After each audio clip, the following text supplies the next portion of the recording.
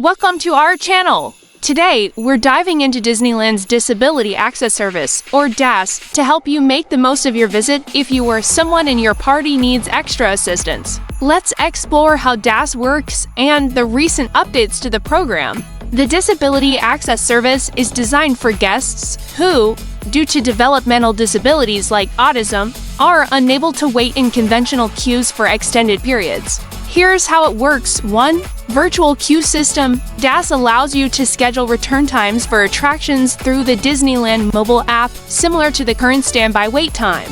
This means you can enjoy other parts of the park while waiting for your turn. 2. Registration process. You can register for DAS either online before your visit or in person at the park. The process includes a brief interview where you'll discuss your needs, without the requirement to disclose specific disabilities. As of June 18, 2024, Disneyland has moved the DAS processing center to new disability services windows at the ticket booths on the Esplanade between the parks. Recent updates to DAS include limiting party sizes to a maximum of 4 people unless it's a family group, and requiring all existing DAS users to reapply. These changes aim to ensure that the service is used by those who genuinely need it, helping to reduce system overload and improve efficiency for everyone. If you don't qualify for DAS, Disneyland offers other accessibility options such as rider switch passes, stroller as a wheelchair tags, and handheld devices for the visually impaired. We hope this guide helps you navigate the DAS program and enhances your Disneyland experience. If you found this video helpful,